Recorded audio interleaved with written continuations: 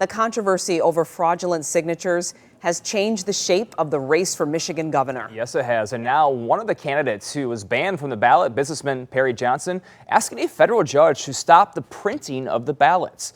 The Bureau of Elections found Perry Johnson, Michael Markey, and Michael Brown, as well as James Craig and Donna Brandenburg, had thousands of fraudulent signatures on their petitions to get on the ballot in the race for governor. Michael Brown, a Michigan State Police captain from Western Michigan, accepted the results. He said that he realized a contractor he hired to get signatures did not follow the rules. The other candidates chose to fight the decision before the Michigan Supreme Court and lost.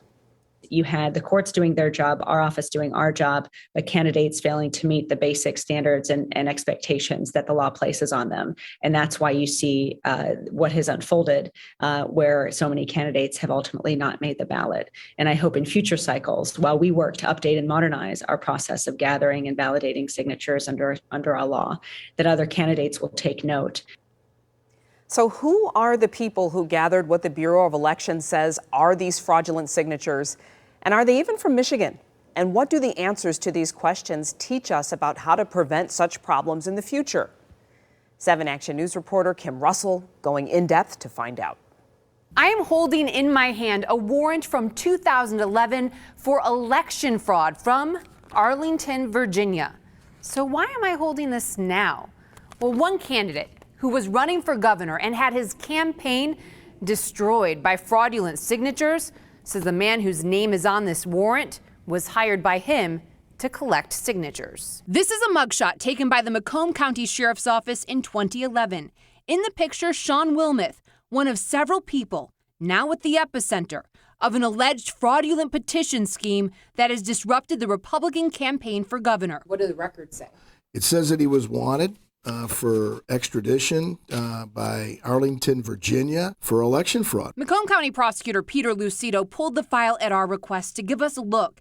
As you can see, Arlington County, Virginia records show Wilmoth later pleaded guilty to election fraud and served 5 years probation. Mike Brown, who voluntarily ended his campaign for governor after the Bureau of Elections found 13,809 invalid signatures out of his 20,900 collected, says his campaign hired Sean Wilmoth to collect many of the bad signatures. He says other campaigns impacted hired him too. When you get the election board to say that these signatures aren't what they appear to be, and money was taken from these candidates to get these signatures, that's a crime. Understand that you're not going to be able to get away with this. Michigan Attorney General Dana Nessel now is investigating multiple parties. 7 Action News stopped by the listed address of Sean Wilmoth's company, First Choice Political Consulting, which is in this co-working office in Ferndale. He was not there.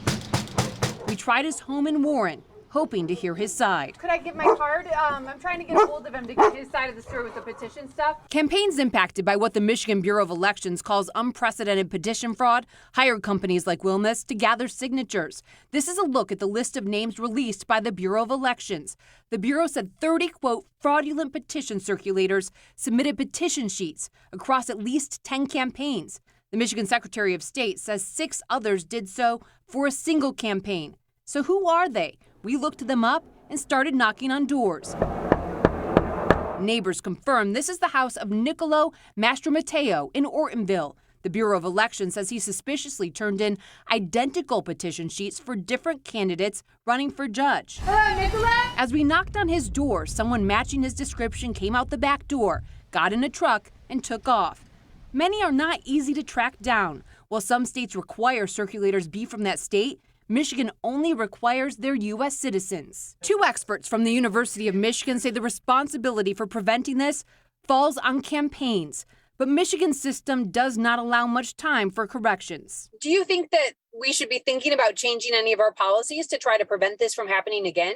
I think it needs to start with the campaigns. The campaigns themselves should take a hard look at their decisions about how to gather the signatures that they need. If the calendar was extended or longer, and there was a preliminary check, the candidates might have been notified that there were issues. If you think the law needs to change to prevent this from happening again, now's the time to reach out to your representatives. In Macomb County, Kim Russell, 7 Action News.